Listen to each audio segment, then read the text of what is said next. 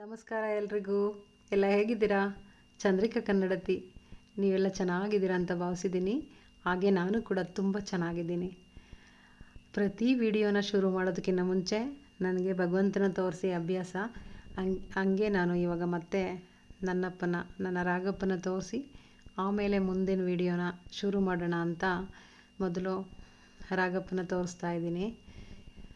ತುಂಬ ದಿನ ಆಯಿತು, ನಾನಂತೂ ವಿಡಿಯೋ ಪೋಸ್ಟ್ ಮಾಡೋಕ್ಕೆ ಆಗಿಲ್ಲ. ಕೆಲಸದ ಒತ್ತಡ ಜಾಸ್ತಿ ಆಯಿತು. ಹಾಗಾಗಿ ವಿಡಿಯೋ ಎಡಿಟಿಂಗು ಅದು ಇದು ಅಂತ ತುಂಬ ಟೈಮ್ ತಗೊಳುತ್ತೆ, ಮಾಡೋಕ್ಕೆ ಆಗಿರಲಿಲ್ಲ. ಅದಕ್ಕೆ ಇವತ್ತೊಂದು ವಿಡಿಯೋ ಹಾಕೋಣ ಅಂತ ಅಂದ್ಬಿಟ್ಟು ಬಂದೆ. ಇವತ್ತು ನಾನು ನಿಮಗೆ ತೋರ್ಸೋಕೆ ಹೊರಟಿರೋ ವಿಡಿಯೋ ಬಂದು, ನಾನು ಕೇರಳ ಹೊರಟೆ. ಕೇರಳಕ್ಕೆ ಹೋಗಿದ್ದೆ. ಆಗಲೇ 3-4 ಡೇಸ್ ಆಯಿತು ಅಂತ ಅಂದ್ಕೊಳ್ಳಿ. ಆ ವಿಡಿಯೋ ಇದು ಪ್ರೀ ವೆಡ್ಡಿಂಗ್ ಶೂಟ್ ಇತ್ತು. ಈ ಮೇಕಪ್ಪಿಗೆ ಹೋಗಿದ್ದೆ ನಾನು. ಕೇರಳ ಅಂತೂ ಮಸ್ತ್ ರೀ, ತುಂಬ ಚೆನ್ನಾಗಿದೆ. ಪ್ರತಿಯೊಂದು ಪ್ಲೇಸ್ಗಳು ಅಷ್ಟೇ.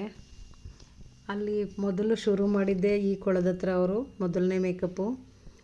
ಎಂಥ ಅದ್ಭುತವಾದ ಕೊಳ ಅಂತೀರಾ ನೋಡಿ. ಆ ಡಿಸೈನ್ ಎಲ್ಲ ಎಷ್ಟು ಚೆನ್ನಾಗಿದೆ ಅಂದರೆ ತುಂಬ ಚೆನ್ನಾಗಿದೆ.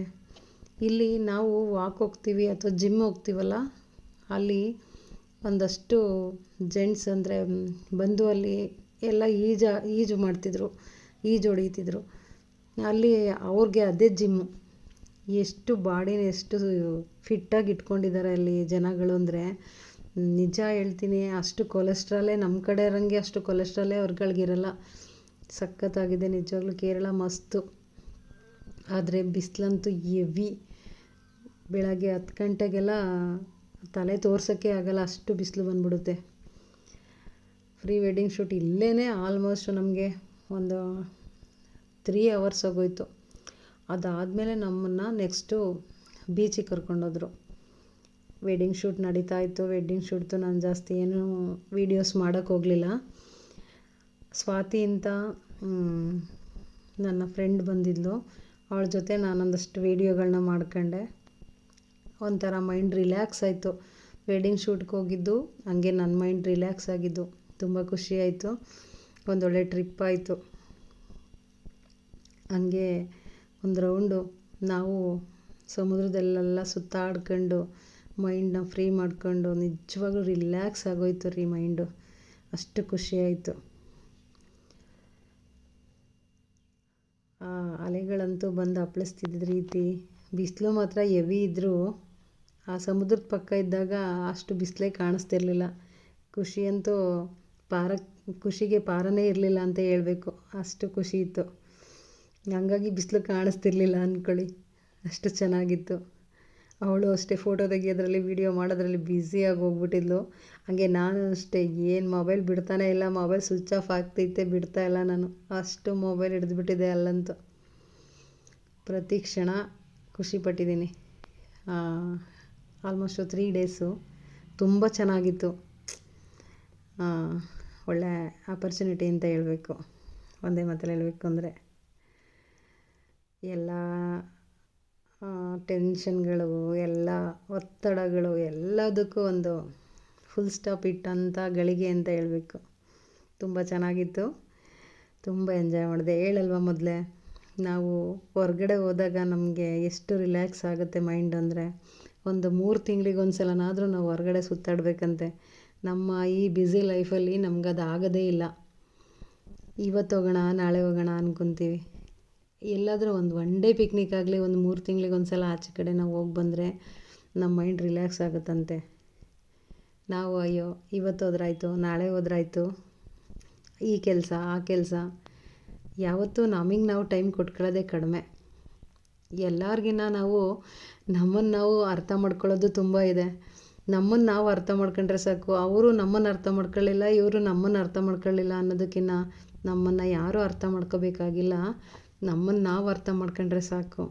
ಬೇರೆಯವರೇ ಅವ್ರು ಯಾವತ್ತು. ಬೇರೆಯವ್ರು ನಮ್ಮನ್ನು ಯಾಕೆ ಅರ್ಥ ಮಾಡ್ಕೋಬೇಕು ಅಲ್ವಾ? ಯಾಕೆಂದರೆ ನಾವು ಬಂದಿರೋದಿಲ್ಲ ಒಬ್ಬರೇ, ಒಂಟಿಯಾಗಿ ಹೋಗೋದು ಒಬ್ಬರೇ. ಹಂಗಾಗಿ ಇದು ನೆಕ್ಸ್ಟ್ ಕರ್ಕೊಂಡೋಗಿದ್ದು ಇನ್ನೊಂದು ಶೂಟ್ಗೆ. ಇಲ್ಲೂ ಅಷ್ಟೇ, ಇಲ್ಲಂತೂ ನೆರಳೇ ಇರಲಿಲ್ಲ. ನಮಗೆ ಕಾರಲ್ಲೇ ಕೂತ್ಕೊಂಡು ಟೈಮ್ ಪಾಸ್ ಮಾಡೋತ್ತಿಗೆ ಸಾಕಾಗೋಯ್ತು. ತುಂಬ ಅಂದರೆ ತುಂಬ ಬಿಸಿಲು. ಅಲ್ಲಿಂದ ನಮಗೆ ಮತ್ತೆ ನೆಕ್ಸ್ಟ್ ಬೋಟಿಂಗ್ ಕರ್ಕೊಂಡೋದ್ರು. ಹುಡುಗ ಹುಡುಗಿನ ಬೋಟಿಂಗ್ ಶೂಟ್ ಮಾಡ್ತಾಯಿದ್ರು. ಹಾಗೆ ನಮ್ಮದೊಂದಷ್ಟು ಶೂಟ್ಗಳು ನಡೀತಾ ಇತ್ತು. ತುಂಬ ಚೆನ್ನಾಗಿತ್ತು. ಆ್ಯಕ್ಚುಲಿ ಪ್ರತಿ ಒಂದು ಜಾಗನೂ ತುಂಬ ಮಸ್ತಾಗಿತ್ತು. ನಾನು ಒಂದಷ್ಟು ವೀಡಿಯೋಗಳನ್ನ ಮಾಡಿಸ್ಕೊಂಡೆ. ಸ್ವಾತಿ ಇದ್ಲಲ್ಲ, ಅವಳ ಜೊತೆ ಸ್ವಲ್ಪ ವೀಡಿಯೋಸ್ ಮಾಡಿಸ್ಕೊಂಡೆ, ಸ್ವಲ್ಪ ಫೋಟೋಸ್ ತೆಗೆಸ್ಕೊಂಡೆ. ಅವಳು ಅಷ್ಟೇ ನನ್ನ ಜೊತೆ ಫೋಟೋಸು ವೀಡಿಯೋಸ್ ಎಲ್ಲ ತೆಗೆಸ್ಕೊಂಡ್ಳು. ತುಂಬ ಖುಷಿಯಾಯಿತು. ಒಂದು ರಿಲ್ಯಾಕ್ಸ್ ಮೈಂಡ್ ಸಿಕ್ತು ಅಂತ ಹೇಳಬೇಕು. ತುಂಬ ಹ್ಯಾಪಿ.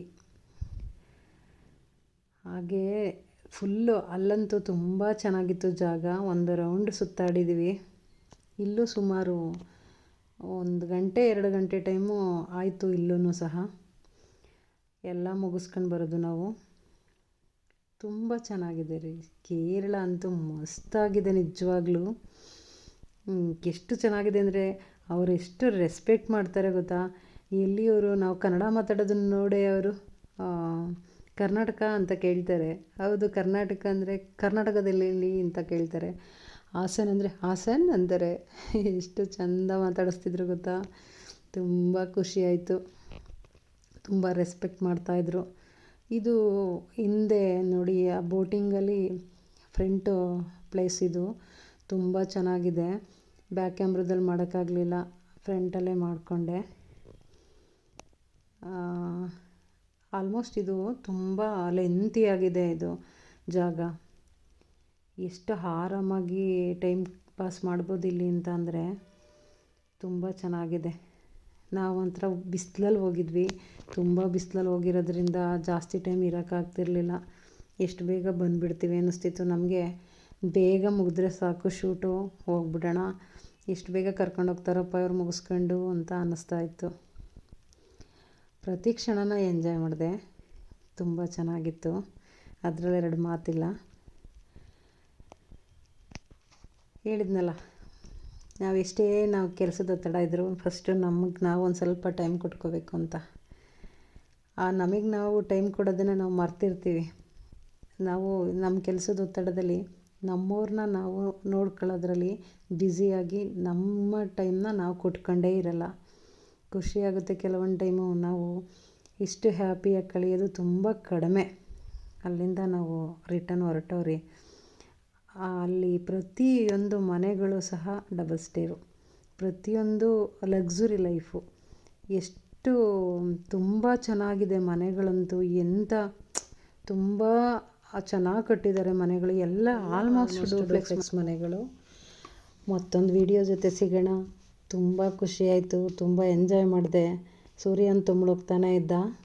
ಸೂರ್ಯ ಮುಳುಗೋದನ್ನು ನಾನು ಶೂಟ್ ಮಾಡ್ತಾನೇ ಇದ್ದೆ.